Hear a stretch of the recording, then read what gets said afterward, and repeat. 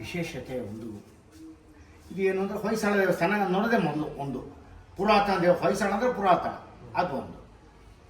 ಆಮೇಲೆ ಪೂಜಾ ವಿಧಿಗಳು ಭಾಳ ಚೆನ್ನಾಗಿ ಆಗುತ್ತೆ ಇಲ್ಲಿ ಪೂಜೆಗಳು, ಅದು ಎರಡನೇದು. ಮೂರನೇದು ಇಲ್ಲಿ ಆಂಡಾಳ್ ಸನ್ನಿಧಾನ ಒಂದಿದೆ, ನೀವು ನೋಡಿದ್ರ ಅಲ್ಲಿ ಅದ್ಭುತ ಏನು ಅಂದರೆ ನಾವು ಯಾವ ಭಾವನೆಯಿಂದ ದೇವ್ರನ್ನ ನೋಡ್ತೀವೋ ದೇವ್ರು ಹಾಗೆ ನಮಗೆ ಕಾಣ್ತಾ ಇರುತ್ತೆ. ಸಂಸ್ಕೃತದಲ್ಲಿ ಯದ್ಭಾವಂ ತದ್ಭವತಿ ಅಂತ ಹೇಳ್ತಾರೆ. ಭಾವನೆ ನೋಡಬೇಕು. ನಾವು ಸುಮ್ಮನೆ ಅರ್ಚಕರ ಪೂಜೆ ಮಾಡ್ತೀವಿ, ಕೈ ಮುಗಿದು ಕಾಪಾಡಮ್ಮ ಅಂದ್ಕೊಂಡು ಹೋಗ್ತೀರ, ಅದಕ್ಕೆ ಅರ್ಥ ಇಲ್ಲ. ದೇವಸ್ಥಾನದಲ್ಲಿ ಅರ್ಚಕರು ದೇವ್ರನ್ನ ತೋರಿಸ್ಬೇಕಂತೆ. ಬನ್ರಿ ನೋಡಿ ದೇವ್ರನ್ನ ಎಷ್ಟು ಅದ್ಭುತ ಇದೆ. ಕೃಷ್ಣ ನೋಡಿ ಒಳ್ಳೆ ನೋಡಿ ಎಷ್ಟು ಜನ ನೋಡಬೇಕು, ನರಸಿಂಹನ್ ನೋಡಿ ಎಷ್ಟು ಜನ, ವೀರ ಲಕ್ಷ್ಮೀಕಾಂತ್ ನೋಡಿ ಎಷ್ಟು ಮುದ್ದಾಗಿದೆ ಹೊಯ್ಸಳ ಅಂತ. ಹಾಗೆ ಆಂಡಾಳ್ ವಿಷಯಕ್ಕೆ ಬಂದಾಗ ಅದು 2006ನೇ ಇಸ್ವಿಲಿ ರಂಗಪ್ರಿಯ ಸ್ವಾಮಿಗಳು ಆಂಡಾಳ್ ಪ್ರತಿಷ್ಠೆ ಮಾಡಿದ್ದು. ಇಲ್ಲಿ ಲಕ್ಷ್ಮೀ ನರಸಿಂಹನ ಸನ್ನಿಧಾನ ಒಂದಿದೆ, ಅದ್ರ ಮುಂದ್ಗಡೆ ಒಂದು ಚಿತ್ರ, ಇದು ಸನ್ನಿಧಾನ, ಈ ಜಾಗ ಒಂದು ರೌಂಡ್ ಇದೊಂದು ಚಿತ್ರ ಇದೆ. ಅದು ಬಹಳ ವಿಶೇಷವಾದ ಜಾಗ. ಅವ್ರು ಯೋಗಿ ತೋರಿಸ್ಕೊಡ್ತಾರೆ ಜಾಗನ. ಅದ್ರ ಮೇಲೆ ಕೂತ್ಕೊಂಡು ಲಕ್ಷ್ಮೀನ ನರಸಿಂಹನ ದರ್ಶನ ಮಾಡ್ತಾ ಅರ್ಚಕರು ಅಷ್ಟೋತ್ತರ ಮಾಡಿದ್ರೆ ಅದ್ಭುತವಾಗಿ ಏನೋ ಕಾಣುತ್ತೆ, ಮುಖದಲ್ಲಿ ಚೇಂಜಸ್ ಎಲ್ಲ ಕಾಣುತ್ತೆ. ಅದಕ್ಕೆ ಅರ್ಚಕರು ಅಷ್ಟೇ ಚೆನ್ನಾಗಿ ಮಾಡಬೇಕು, ಭಕ್ತಿಯಿಂದ ನೋಡೋದು ಎರಡಿದ್ರೆ ಮಾತ್ರ ಅದು. ಆಮೇಲೆ ಇನ್ನೊಂದು ವಿಶೇಷತೆ ಅಂದರೆ ಮದುವೆ ಪ್ರೊಲಾಂಗ್ ಆಗ್ತಾ ಇರುತ್ತೆ, ಸೆಟ್ಲ್ ಆಗುತ್ತೆ, ಕ್ಯಾನ್ಸರ್ ಆಗಿಬಿಡುತ್ತೆ, ಅಥವಾ ತುಂಬ ದಿನ ನೋಡ್ತಾರೆ ಯಾವುದೂ ಸೆಟ್ಲ್ ಆಗ್ತಾ ಇಲ್ಲ. ಆಮೇಲೆ ಅಯ್ಯೋ ನಾವು ನೋಡ್ತೀವಿ ನನ್ನ ಮಗಳು ಒಪ್ಕೊಳ್ಳಿಲ್ಲ, ಇದು ಅವ್ರು ಬೇಡ ಅಂತಾಳೆ, ನಮ್ಮ ಹುಡುಗ ಆ ಸಂಬಂಧ ಬೇಡ ಅಂತಾಳೆ. ಹೀಗೆ ಏನೋ ತಂದೆ ತಾಯಿಗಳಿಗೆ ಇದು ದೊಡ್ಡ ಪ್ರಾಬ್ಲಮ್. ಇವಾಗ ಗಂಡು ಮನೇಲಿ ಮದುವೆ ಮಾಡೋದು ಅಂತ ದೊಡ್ಡ ಯಜ್ಞ ಆಗಿಬಿಟ್ಟಿದೆ ಈ ಕಾಲದಲ್ಲಿ. ಆ ಸಂದರ್ಭದಲ್ಲಿ ನಮ್ಮ ದೇವಸ್ಥಾನದಲ್ಲಿ ಒಂದು 5 ಶುಕ್ರವಾರ 51 ನಿಂಬೆಹಣ್ಣದ ಹಾರ 5 ಕೊಳ ಬಂದು ಹಾಲು.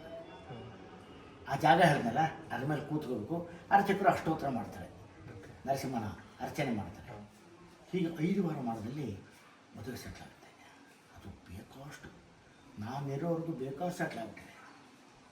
ಈಗ ವಿಷಯ ನಂಗೆ ಗೊತ್ತಿಲ್ಲ, ಸೆಟ್ಲ್ ಆಗಿ ತುಂಬ ಜನ ಬಂದಿದ್ದಾರೆ. ಅನಿಲ್ ಕುಂಬ್ಳೆ ಬಂದಿದ್ದಾರೆ, ಅನಿಲ್ ಕುಂಬ್ಳೆ ಬಂದಿದ್ದಾರೆ. ಇನ್ನು ಅದಕ್ಕಿಂತ ಬೇಕಪ್ಪ, ಅನಿಲ್ ಕುಂಬ್ಳೆ ಗೊತ್ತಾನೆ ಬಂದಿದ್ದಾರೆ. ಈಗ ರೀಸೆಂಟ್ ಒಂದು 2 ತಿಂಗಳ ಹಿಂದೆ ಅವ್ರ ಮಗಳು ಮದುವೆ ಆಗಿ ಬಂದಿದ್ದರು. ಅವರು ಅರ್ಚನೆ ಮಾಡ್ಕೊಂಡು ಹೋಗಿದ್ದಾರೆ. ಇನ್ನೂ ರಿಸಲ್ಟ್ ಹೇಳಿಲ್ಲ ನನಗೆ 40. ಆಮೇಲೆ ಇಲ್ಲಿ ಇದು ಒಂದು ವಿಷಯ, 5 ವಾರ ಬರೋದು ಅಂತ ಒಂದು ವಿಷಯ. ಈಗ ನೀವು ಮೈಸೂರು ನಂಜನಗೂಡು ಇದ್ದರೆ 5 ವಾರ ಬರ್ತೀರಾ, ಬೆಂಗಳೂರಿದ್ದರೆ ಹೇಗೆ ಬರ್ತಾರೆ 5 ವಾರ? ಅದಕ್ಕೆ ಇನ್ನೊಂದು ಚೇಂಜ್ ಏನಂದರೆ, ಇವತ್ತು ನೀವು ಶುರು ಮಾಡ್ತೀರಾ. ಇವತ್ತು 51 ನಿಂಬೆಹಣ್ಣು ಹಾರ ತಂದು ಅಷ್ಟು ತಂದು ನಿಮ್ಮ ಹೆಸರೆಲ್ಲ ಹೇಳ್ತಾರೆ, ಗೋತ್ರ ಹೇಳಿ ನಕ್ಷತ್ರ ಹಾರ ಹಾಕಿ ಅಷ್ಟೊಂದು ಮಾಡ್ತಾರೆ. ಇವತ್ತಿಂದ 48 ದಿವಸ ಇಲ್ಲಿ ದೇವಸ್ಥಾನದಲ್ಲಿ ನಿಮ್ಮ ಹೆಸರಲ್ಲಿ ಅರ್ಚನೆ ನಡೆಯುತ್ತೆ. ಸಾಯಂಕಾಲದ್ದು ನಿಮ್ಮ ಹೆಸರು, ನಿಮ್ಮ ನಕ್ಷತ್ರ ಹೇಳಿದ್ರೆ ಅದ್ರಲ್ಲಿ ಬರ್ಕೋತಾರೆ ನಕ್ಷತ್ರ ಗೋತ್ರ ಹೇಳಿಬಿಡ್ಲೆ ಅದು ಹೇಳಿ 48 ದಿವಸ ಇಲ್ಲಿ ಅರ್ಥ ನೀವು ಬರಬೇಕಾಗಿಲ್ಲ, ಒಂದ್ಸಲ ಬಂದು ಗೊತ್ತರೆ ಸಾಕು. ಆ 48 ದಿವಸದಲ್ಲೂ ಒಳ್ಳೇದಾಗುತ್ತೆ ಅಂತ ಒಂದು ನಂಬಿಕೆ. ಇದೆರಡು ಯಾವುದು ಅನುಕೂಲ ಅದು ಮಾಡ್ಕೋಬೋದು. ಹತ್ತಿರ ಇರೋ ಇದಕ್ಕೆ ಎಷ್ಟು ಮೈಸೂರಿನೂ ಬರ್ತಾರೆ, 5 ವಾರನೂ ಬರ್ತಾರೆ ಹೌದಾ.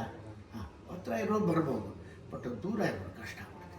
ಯಾವುದೋ ಟೈಮು ಎಲ್ಲ ಟೈಮಿಂಗ್ಸ್ ಮಾಡ್ಬಿಟ್ಟಿದ್ದಾರೆ. ಈಗ 11ರಿಂದ 1:15 ಅಂತ ಹೇಳಿದ್ದಾರೆ.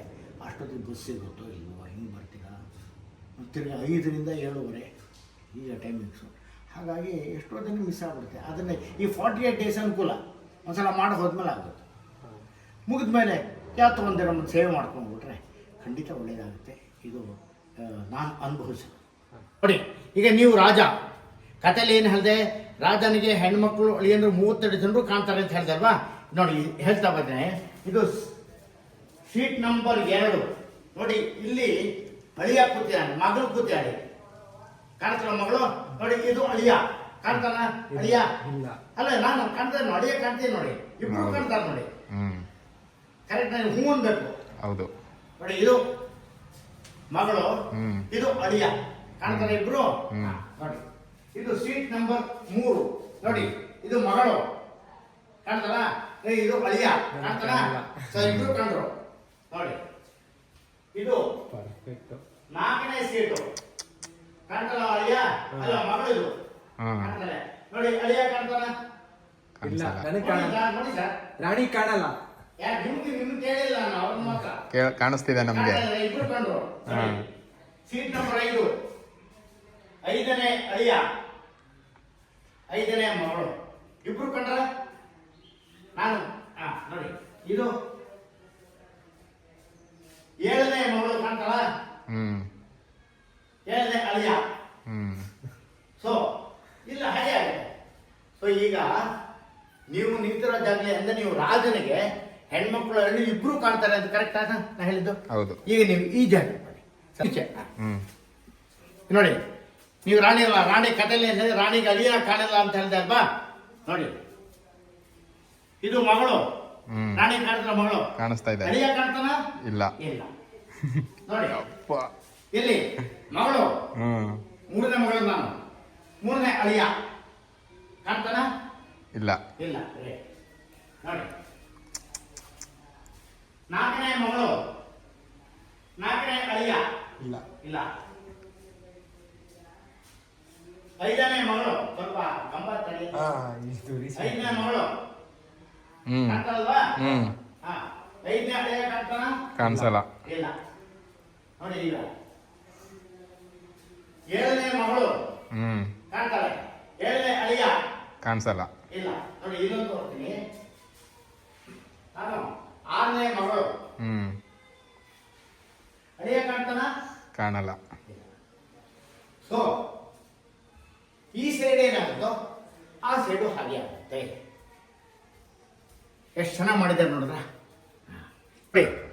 ಇಲ್ಲಿ ಈಗ ಒಂದು ವಿಶೇಷತೆ, ಇದು ಸೀಟ್ ನಂಬರ್ 1 ಅಂದ್ರೆ ನಾನು ಮೊದಲನೇ ಅಳಿಯ ಕಾಣ್ತಾನಲ್ವಾ ನೋಡಿ. ಆಚೆ ತಿರುಗಿದು ಅದು 16ನೇ ಅಳಿಯ ಆಚೆ. ಇಲ್ಲಿ ಮೊದಲನೇ ಮಗಳು 16ನೇ ಮಗಳು. ಈಗ ನೀವು ರಾಣಿ ಶೀಟಲ್ಲಿ ಕೂತಿದ್ದೀರ, ನಿಮ್ಮ ಕಥೆಯಲ್ಲಿ ಏನು ಹೇಳಿದೆ, ರಾಣಿಗೆ ಅಳಿಯಂದು ಕಾಣೋದಿಲ್ಲ ಅಂತ ಹೇಳಿದೆ. ಆದ್ರೆ ಇಲ್ಲಿ ಅಳಿಯ ಕಾಣ್ತಾ ಇದೆ ಪಕ್ಕದಲ್ಲಿ, ಕರೆಕ್ಟಾ ಹೌದು. ನೋಡಬಾರ್ದು ಆದ್ರೆ ಕಾಣ್ತಾ ಇದ್ದಾನೆ. ಏನಿದು ಕಥೆ ಅಂದ್ರೆ ಅರ್ಥ ಎಲ್ಲೂ ಹೋಗ್ಬಿಡುತ್ತೆ ಅಂದ್ರೆ ರಾಣಿ ಮೊದಲನೇ ಅಳಿಯ ಕೊನೆಯ ಅಳಿಯನ್ನು ಮಾತ್ರ ನೋಡ್ಬೋದು, ಇನ್ಯಾರು ನೋಡಕ್ಕಾಗಲ್ಲ ಅಂತ ಹೇಳ್ಬಿಡ್ಲಿ. ಹಾಗಾಗ್ಬಿಡಲ್ವಾ ಅದು.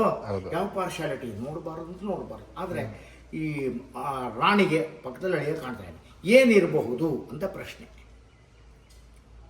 ಬಹಳ ಸಿಂಪಲ್ ಉತ್ತರ ಏನು ಅಂದರೆ, ನಾನು ನೀವು ಮೊದಲಿಗೆ ಏನು ಹೇಳಿದೆ ಅಂದರೆ, ಇಲ್ಲೊಂದು ಮಂಟಪ ಇತ್ತು ಅಂತ ಹೇಳಿದೆ. ಆ ಮಂಟಪದಲ್ಲಿ 3 ಅಡಿ ಹಿಂದೆ 5 ಅಡಿ ಸೀಟು ಒಂದಿತ್ತು ಅಂದರೆ 3 ಅಡಿ ಹಿಂದೆ ಕೂತಾಗ ನೋಡಿ, ಈ ಗೋಡೆ ಇಲ್ಲಿ, ಈ ಗೋಡೆ ಎಳೆಯನ್ನು ಕಾಣಲ್ಲ.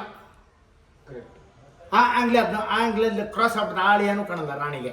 ಹೆಣ್ಮಕ್ಳು ಡೈರೆಕ್ಟಾಗಿ ಕಾಣ್ತಾರೆ, ಮಹಾರಾಜರಿಗೆ ಎಲ್ಲರೂ ಕಾಣ್ತಾರೆ. ಇದು 14 ಚಾರ್ಟ್. ಓಕೆ ಕರೆಕ್ಟ್ ನೋಡಿ ಸರ್. ನಿಮಗೆ ಆಗಲೇ ಹೇಳಿದೆ, ನಂದು ಹೊಯ್ಸಳರ 3ನೇ ಬಲ್ಲಾಳ ಕಟ್ಟಿಸಿದ್ದು ದೇವಸ್ಥಾನ ಅಂತ ಹೇಳ್ತಪ್ಪ. 3ನೇ ರಾಜ ಶಿಲ್ಪಿಗೆ ಕಾಂಟ್ರಾಕ್ಟ್ ಕೊಡ್ತಾನೆ. ರಾಜ ಕಟ್ಟಕ್ಕಾಗುತ್ತಾ? ಶಿಲ್ಪಿ ತಾನೇ ಕಟ್ಟೋದು.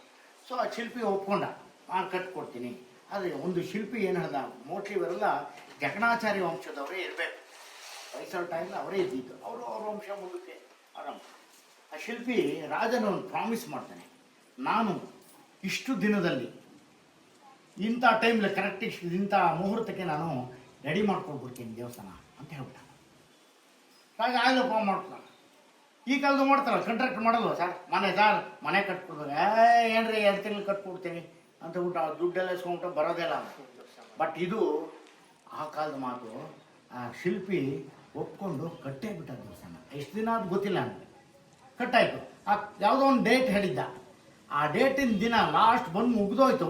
ಕೊನೆಯ ದಿನ ಆನೆ ಕೆಲಸ ಇಟ್ಕೊಂಡ. ಕಾಣ್ತಾನೆ ಸರ್, ಕಾಣಕ್ಕೆ ನೋಡಿ ಎಷ್ಟು ಚೆನ್ನಾಗಿ ವಸ್ತ್ರ ಕಿವಿ ಎಲ್ಲ ಇದೆ. ಇಲ್ಲಿವರೆಗೆ ಕೆತ್ತಿದ್ದಾನೆ. ಮುಂದೆ ಬರೋಷ್ಟಿಗೆ ಸೂರ್ಯೋದಯ ಆಗೋಯ್ತು. ಅಂದರೆ ಆ ಟೈಮ್ ಮುಗಿದೋಯ್ತು. ಈ ಸ್ಟಾಪ್ ದಿ ವರ್ಕ್, ಕೆಲಸ ನಿಲ್ಲಿಸ್ಬಿಟ್ಟ. ಈಚೆ ಬನ್ನಿ ಈಗ ಸರ್, ಬನ್ನಿ ಸರ್. ನೋಡಿ ಆನೆ ಕಾಣ್ತಾ ಯಾರು